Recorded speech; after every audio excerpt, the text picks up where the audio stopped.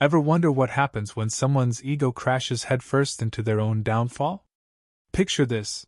A woman storms into a first-class airport lounge, dripping in designer labels and disdain, ready to make everyone feel small. She picks the wrong target, a quiet guy with a beat-up laptop who just happens to own the very room she's strutting through. This is the story of how Anna, a self-proclaimed VIP, unraveled in front of a crowd, a live stream, and the truth. Trust me, you won't believe how fast this spirals. It was a typical morning at the airport, the kind where the hum of rolling suitcases and the sharp clack of heels on marble floors blend into a familiar rhythm. I was reviewing through the terminal, a wool coat slung over my arm, my old laptop bag hanging off one shoulder. Nothing about me screamed money or Powerby design. After 3 weeks of board meetings in London, Dubai, and Seoul, all I craved was a quiet corner and a strong espresso. The Celestial Lounge was my sanctuary, a place I'd poured $20 million into, though you'd never know it from the lack of a nameplate. I liked it that way. No fanfare, just impact. I flashed my first-class boarding pass for a direct flight to New York. The scanner beeped green, and the attendant gave me a quick nod, her attention already shifting to the woman behind me, lugging a handbag big enough to qualify as luggage. I stepped inside, greeted by the familiar scent of cedar and dark roast coffee, a blend I'd handpicked from a stack of supplier bids. To everyone else, I was just another weary traveler. But I wasn't here to catch a flight. I was here to watch my investment in action. Settling into my usual corner seat, I pulled out my laptop. Its edges were worn, the R key faded from years of use. It looked out of place among the glossy tablets and sleek devices around me. I was deep into reviewing plans for a new terminal when a voice cut through the lounge's soft jazz like a knife. "Excuse me," it snapped, sharp and superior. "I think you're in the wrong place." I didn't look up, but I knew trouble had just walked in. Her heels clicked closer, each step a declaration of war. The air shifted, heavy with synthetic jasmine and self-importance. "Seriously," she said, loud enough for the whole room to hear. "Who let saw in?"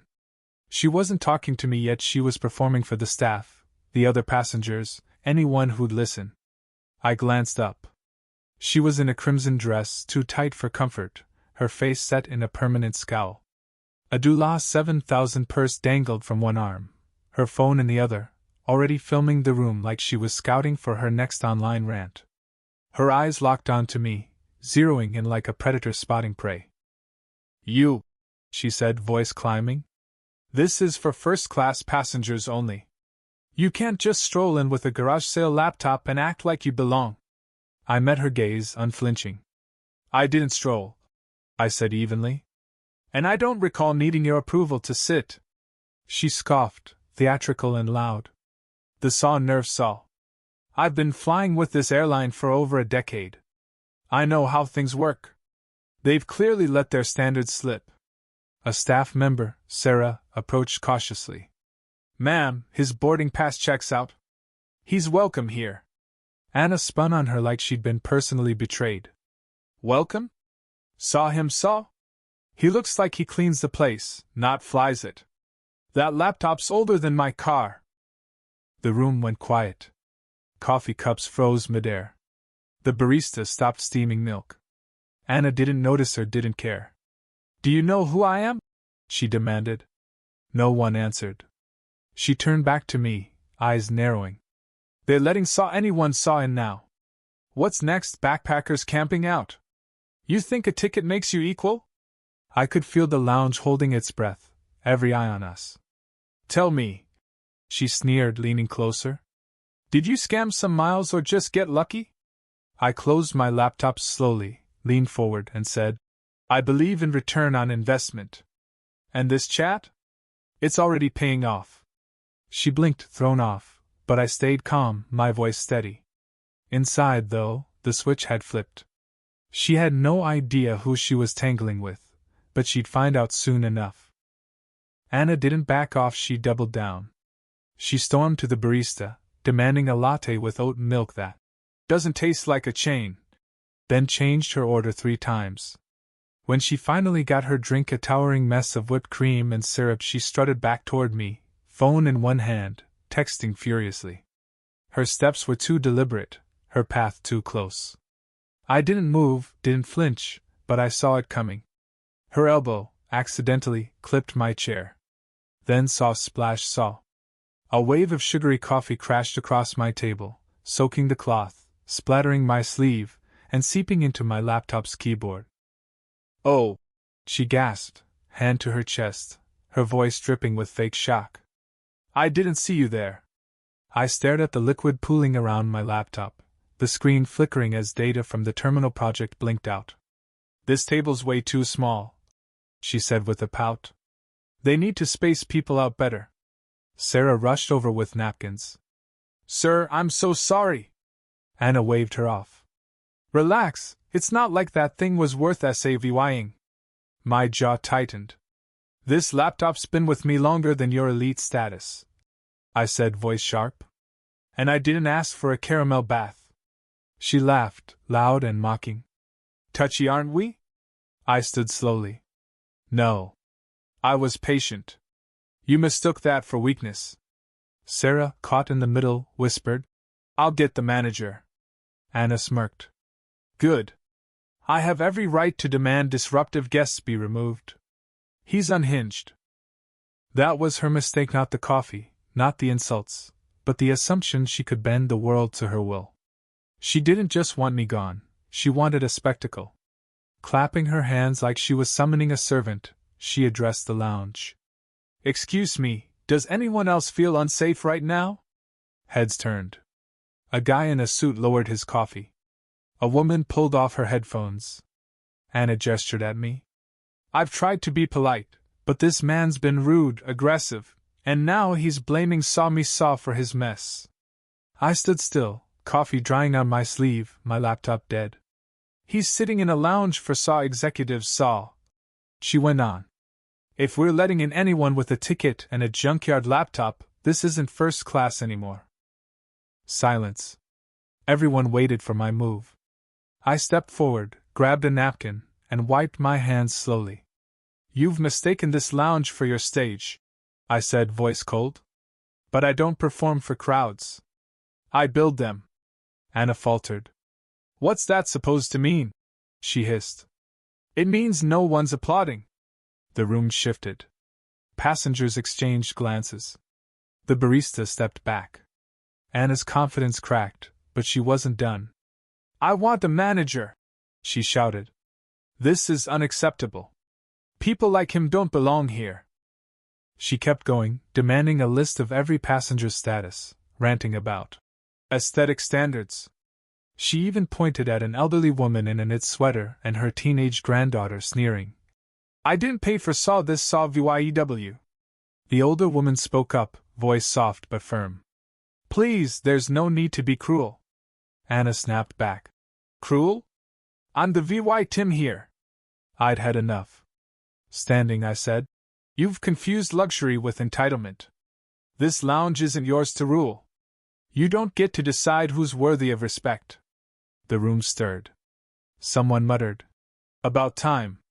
Anna's eyes darted, her phone trembling in her hand. She was losing the crowd and she knew it. I sat back down, pulled out my phone, and typed a quick message. "Saw arrival confirmed. Proceed to Lounge 1B. Saw sent." Anna didn't see it. She was too busy berating another staffer, demanding the regional manager. "You're covering for incompetence," she yelled. I let her dig her grave. Then, from the corner, a man in a sharp navy suit stepped through the glass doors. Polished shoes, subtle lapel pin, a board member's signal. He scanned the room, met my eyes, and nodded. Anna didn't notice. She was hurling napkins across the bar, screaming about motel standards. I stood. Anna whirled around. "What, crying over your coffee-stained relic again?" I walked past her, straight to the suited man. He spoke quietly. "We're ready, sir." Anna's face twitched. "Sir?" she whispered. The air changed. She sensed it but didn't understand. "Who are you people?" she demanded. No answer. Her voice rose. This is harassment. I'm being humiliated. That's when the teenager she'd insulted earlier lifted her phone, live streaming. Anna lunged. You can't film me. That's illegal. The girl didn't budge. You're in public, yelling for 20 minutes. I'm protecting myself. I stepped between them. Don't, I said, voice like steel. Touch her, and your problems won't end with a bad review. Anna staggered back. The suited man whispered into his phone, saw escalation confirmed. Legal on standby. Saw Anna caught the word, legal, and panicked. I need legal. I'm the VY Tim. I turned to her. You poured coffee on my property, harassed guests, screamed at staff, and tried to grab a kid's phone. You've turned this lounge into a courtroom. The teen's stream hit thousands of VYUers. Comments flashed. Saw lounge diva implodes. Epic takedown coming. Saw. The lounge went silent. The suited man stepped forward. Good afternoon. I'm D. Harper, Executive Director of Operations for Starport International. We apologize for the disturbance. Anna gasped. Finally, someone with authority. I need to file a report. This man's harassed me. Harper ignored her, turning to me. Mr. Nathan Cole, we're sorry for the disruption. Your suite is ready. Shall I escort you? Anna froze. What? Harper continued. You're addressing Mr. Nathan Cole, primary investor and design lead for the Horizon Terminal expansion. This lounge exists because of him. Anna's jaw dropped. The room gasped. Heads turned. Even the barista stood taller. I stepped closer to Anna. You insulted strangers, bullied staff, mocked a kid, and ruined a laptop that's done more for this airport than your status ever will. You tried to prove you belonged here. All you proved is you don't. Harper gestured to a private corridor. This way, Mr. Cole. I gave Anna one last look at anger, just finality. She was irrelevant now, and for her, that was worse than any insult. As I walked away, the lounge processed the wreckage. Anna stood frozen, a statue of bad choices. The barista nodded at me, half apologetic, half admiring. The teen flashed a thumbs up, her stream still rolling. Sarah, the staffer Anna had berated, gave me a small smile. Harper murmured, She's banned from all celestial lounges, effective immediately. I didn't reply. The suite doors opened to a quiet room, perfectly lit, stocked with everything I'd asked for. I turned back once. Anna was still there, staring at nothing, waiting for a SAVY or who'd never come. She shouted, I want the real owner. No one answered. I set my coat down. The suite's espresso machine hummed to life, smooth and precise. My phone buzzed a social media alert. Saw lounge tantrum goes viral. Woman learns hard lesson. Saw I didn't open it. This wasn't about revenge, it was about balance. Some people build things. Others demand to be served. Anna learned the difference the hard way. Outside, planes took off, each one tied to a project I'd funded. Somewhere in that terminal, a woman in red was discovering what it feels like to be utterly insignificant.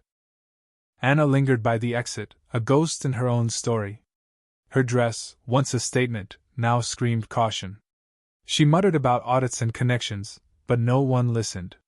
Sarah handed her a band notice and a water bottle. Anna didn't take either. Her shoulders slumped, her voice a whisper. The lounge moved on, staff back to work, passengers sipping coffee. But Anna? She'd lost something no status could buy, respect. Her meltdown, now trending online, wasn't just a moment. It was a warning. Kindness is free. Entitlement?